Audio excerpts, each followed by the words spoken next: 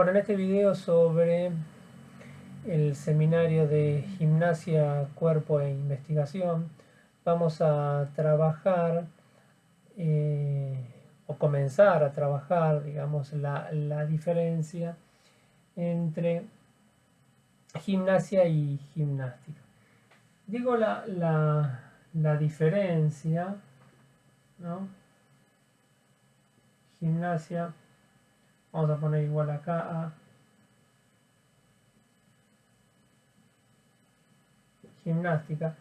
Y digo la diferencia porque generalmente en el ámbito de la educación física se ha considerado como sinónimo la idea entre gimnasia y gimnástica. Pero a partir de los trabajos de investigación de Ricardo Crisorio, digamos, podemos darnos cuenta de que gimnasia y gimnástica no son la misma cosa, por lo tanto hay que establecer una diferencia, no una relación de igualdad, es decir, trabajarlas como sinónimos, sino que son distintas, implican diferentes cuestiones. Esto es interesante y acá voy a rescatar lo siguiente, digamos, la ciencia justamente se ocupa de trabajar estas diferencias, es decir, si ustedes quieren, esta similitud entre ambos conceptos ya comienza a ser de uso común o de sentido común esas diferencias. Y cuando se comienza a indagar, y esta es la función de la ciencia, digamos, ese sentido común o esa experiencia cotidiana carece de valor explicativo. Y realizando estas investigaciones, comenzamos a encontrar una diferencia entre una cosa y otra. Entonces, en este sentido, digamos, vamos a avanzar en esas explicaciones, por lo menos en este primer video, para ver cuál sería la diferencia entre la gimnasia y la gimnástica. Yo aquí quisiera partir, digamos, de un punto que se conoce como reforma de la gimnástica. Y ahí voy a hacer una pequeña explicación para contextualizar o situar un poco la idea. Si nosotros vamos a hacer el siguiente gráfico, suponemos que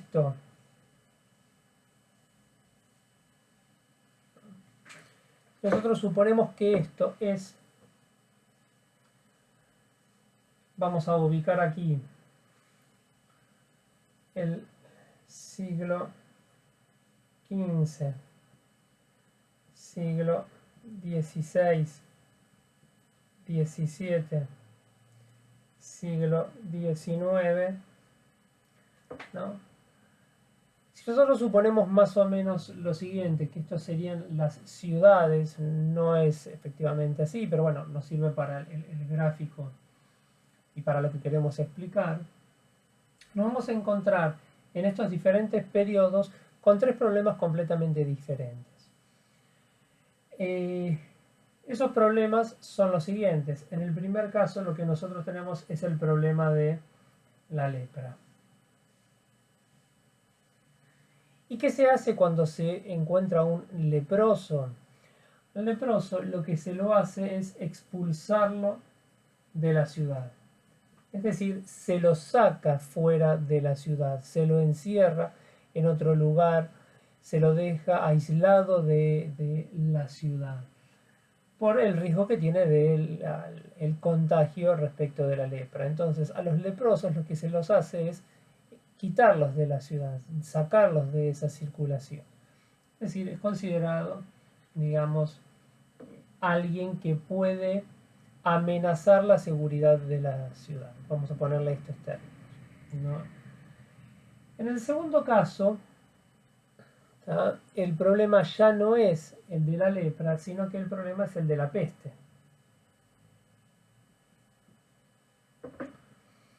En el problema de la peste, no es que se lo expulsa aquel que tiene la peste, sino que en el problema de la peste lo que hay que hacer es cuadricular la ciudad. Es decir, se divide cada uno de los espacios en pequeños subespacios, en donde a todo este sector en un primer momento se lo pone en cuarentena. Es decir, se los aísla de este sector que está en un momento, podríamos decir, de producción, digamos, pero no se mezcla un sector con el otro. Aquel sector en donde está la peste se lo aísla, se lo encierra cada uno en su lugar o en su casa o en su vivienda, digamos, y quedan aislados ahí, pero no se cruzan con este sector que no está aislado. Es decir, aquí es el sector que ahora está no aislado, vamos a llamarlo en ese momento. Cuando ese periodo de encierro, digamos, finaliza, lo que se hace es invertir. Estos pasan aquí y estos pasan acá. Entonces, ahora son los siguientes que estaban en ese momento, digamos, de no encierro, que pasan a estar encerrados, es decir, comienzan ellos con cuarentena, y estos pasan a un periodo de no encierro. La diferencia con el siguiente, ahora vamos a hacer algunas distinciones allí, y vamos a ampliar un poquito esta explicación. La diferencia con el anterior, con el siguiente, perdón, es la viruela. ¿Ah? En el problema de la viruela, digamos, lo que se ocupa, ya el Estado y la nación más propiamente dicha, es ahí, hasta dónde es permisible que haya un nivel de contagio, hasta dónde se puede sostener un determinado nivel de contagio, pero hasta dónde ya eso pasa a ser un problema. Es decir, lo que empieza a funcionar aquí es el concepto de porcentaje, es decir, hay un alto nivel que hay que inocular, es decir, hay que vacunar para que no se contagie de viruela, pero también hay un nivel permitido sobre eso, es decir, que no corre un riesgo la población de ese territorio, de esa nación, de esa ciudad o de ese estado, digamos. ¿Por qué? Porque lo que se le hace es inocular, es decir, vacunar contra distintas enfermedades a la población para asegurar la vida de esa población. Entonces nos vamos a encontrar con lo siguiente. Entre lo que sucedía de expulsar a el caso, ¿ah?, en este lugar, por medio de la lepra, vamos a encontrar que la cosa se cuadrilla y se divide en tantas partes como sea necesario. Aquí lo que aparece es lo que Foucault denomina cuerpo individual. Es decir, el cuerpo del individuo. Y lo que allí tenemos es la idea de disciplina.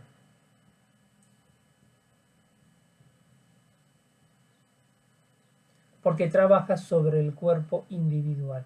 Es decir, en un tiempo y en un espacio que es micro. De este lugar, de este lugar, de este lugar, de este lugar. Y en este otro lugar hace otra cosa, distinta a aquel que está encerrado. ¿Ah? En cambio, en el siguiente, en el siglo XIX, ya no es el cuerpo individual, sino que se está ocupando del cuerpo como especie, es decir, el de la población.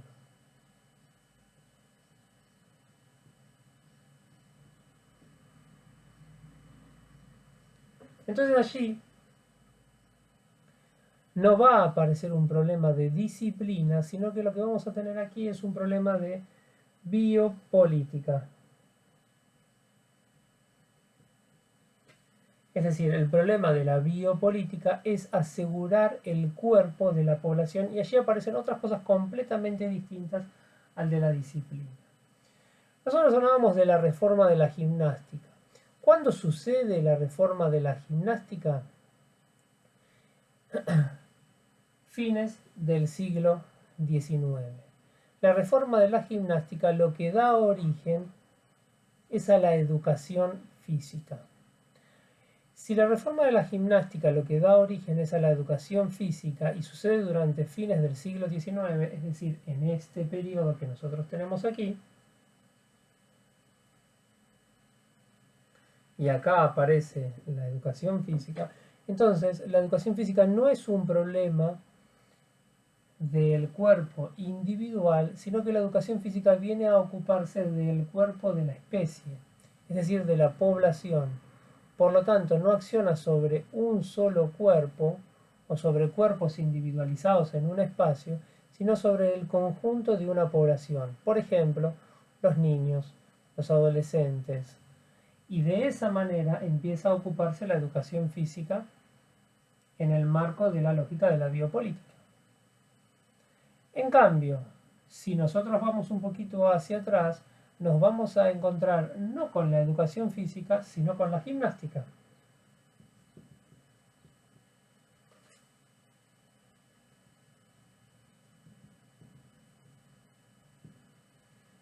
Y allí el problema no es de toda una determinada población, sino que es de un cuerpo individual.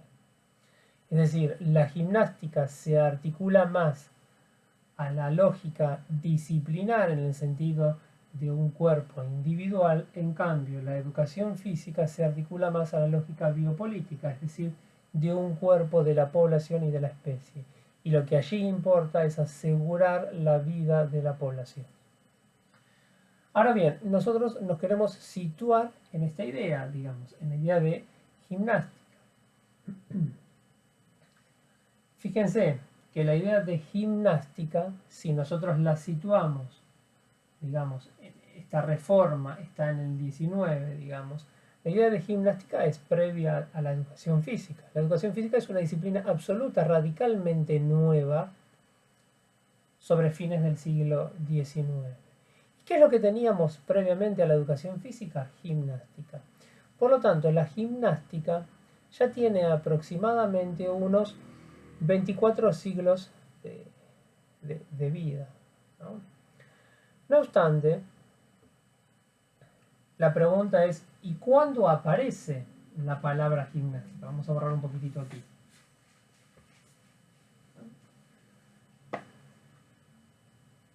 ¿Cuándo aparece la palabra gimnástica?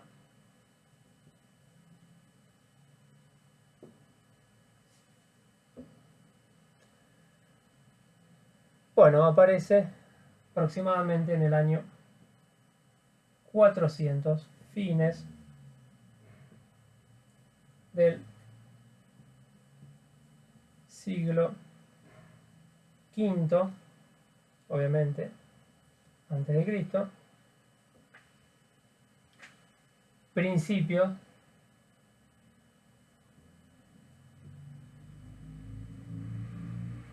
del siglo IV.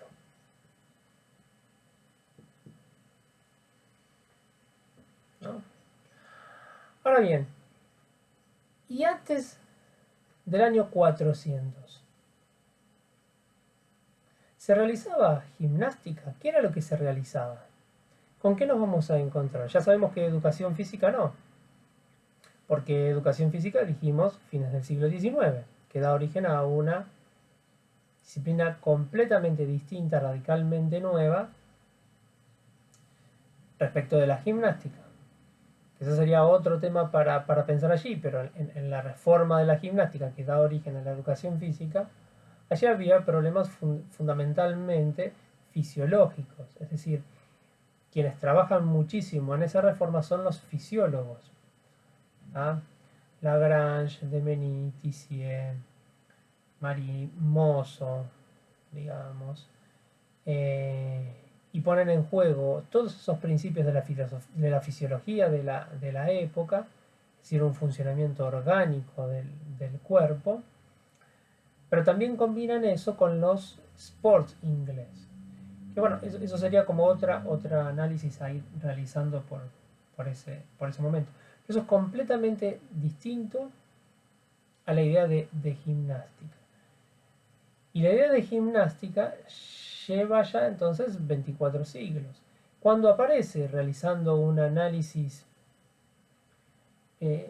diacrónico, es decir, un análisis histórico sobre la idea de gimnástica, uno tiene que hacer ese rastreo, pero no solamente para decir, bueno, aparece aquí y entonces la gimnástica fue eso.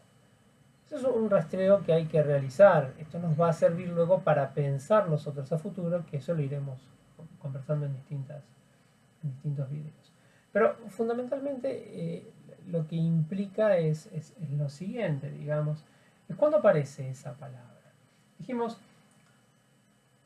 en el año 400, fines del siglo V, principios del siglo IV.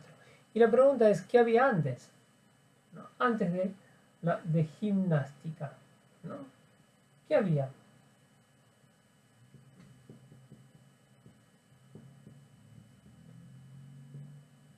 ¿No? ¿Qué había antes? ¿Con qué nos podemos encontrar? Con lo que nos vamos a encontrar antes de la palabra gimnástica es con la idea de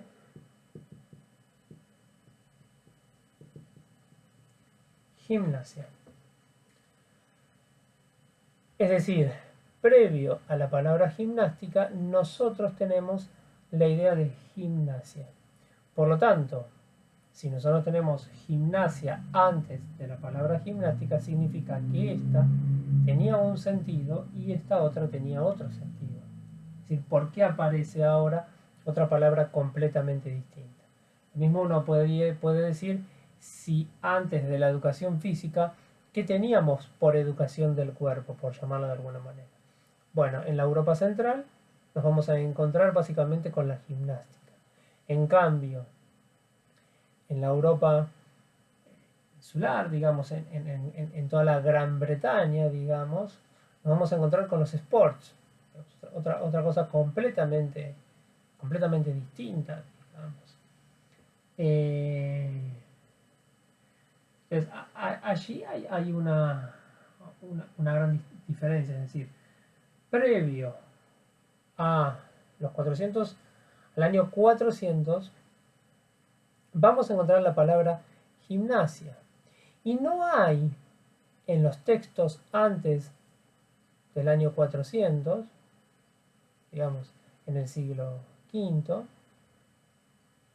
digamos, textos anteriores al año 400 no aparece la palabra gimnástica, sino que lo que aparece, o en todo caso, lo que podemos dar referencia, no sabemos, digamos, cuando los griegos comienzan a utilizar la palabra gimnasia, eso no lo hemos podido encontrar, no sabemos si se puede encontrar, esto lo señala Ricardo en su tesis, pero no obstante hay testimonios, digamos, de Platón y de Tucídides, dice él. ¿No? Acá estoy siguiendo la idea que él presenta. ¿Y con qué nos vamos a encontrar allí? Con que los cretenses, digamos, para Platón, que los espartanos para Tucídides, comenzaron, dice Ricardo siguiendo estas ideas, comenzaron a desnudarse para realizar ejercicio. Es decir, que la palabra gimnasia, que está previamente a la palabra gimnástica, esto es decir, son referencias previas a ese año. No sabemos efectivamente cuándo empezó, pero las primeras referencias o esas referencias las podemos encontrar allí. Por lo tanto, por ahora tenemos este origen, de alguna manera, es lo que podemos rastrear, es hasta donde podemos llegar. Esto es importante, digamos, tener alguna especie de rastreo de origen o hasta donde podemos llegar, porque no podemos decir que la gimnasia siempre existió desde el origen de la humanidad, digamos, o previo a ello, porque eso no daría cuenta, digamos, de ninguna precisión científica en ese sentido, ¿no? Nos llevaría, digamos, como una especie de infinito, el cual en ciencia siempre se presenta un problema con el infinito y no tendríamos explicación posible allí. No podríamos precisar, digamos, entonces un concepto y nosotros requerimos de la precisión de esos conceptos. Entonces, hasta donde podemos saber, retomo la idea, gimnasia, digamos, hace referencia a la idea de desnudarse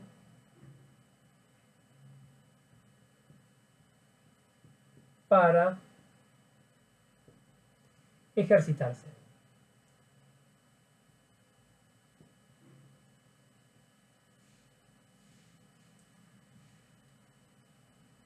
Por lo tanto, lo que sabemos en todo caso es que se ejercitaban los griegos. ¿Tá? Pero ejercitarse, o la idea de gimnasia, no se adjetiva con alguna otra cuestión. Es decir, si yo vengo a hacer aquí, vamos a borrar un poquito aquí, pongo por un lado gimnasia y por otro lado pongo a gimnástica, ¿tá? Sencillamente gimnasia, ¿tá?, implicaba ejercicio.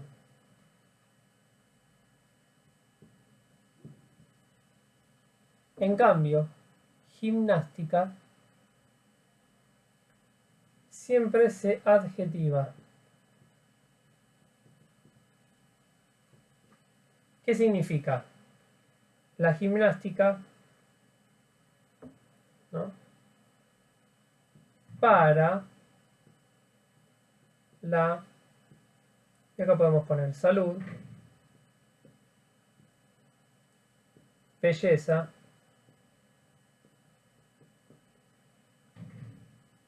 guerra,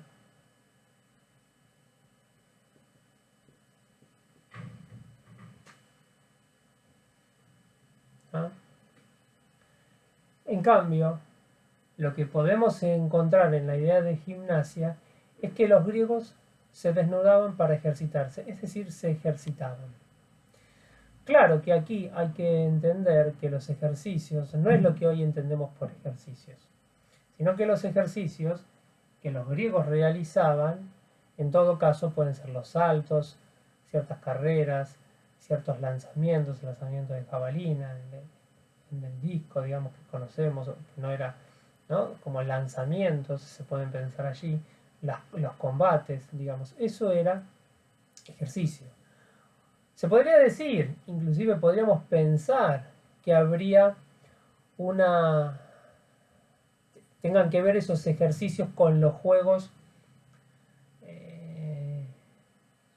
con los agones gimnikois, digamos, es decir, con aquellos juegos, los olímpicos, los ítmicos, los nemeos y los, ¿no? Entonces, que tenga que ver algo con ello, pero no encontramos, esto es lo que aparece, es que se diga, y acá voy hacia el trabajo de Ricardo, es que se diga que alguien se estaba ejercitando para esos juegos. Eso no lo podemos encontrar. Entonces lo que encontramos, los registros que quedan, es que la gimnasia básicamente implica realizar ejercicios, pero no ejercicios para, como sería la gimnástica, sino el simple hecho de realizar el ejercicio por el ejercicio, o la gimnasia por la gimnasia.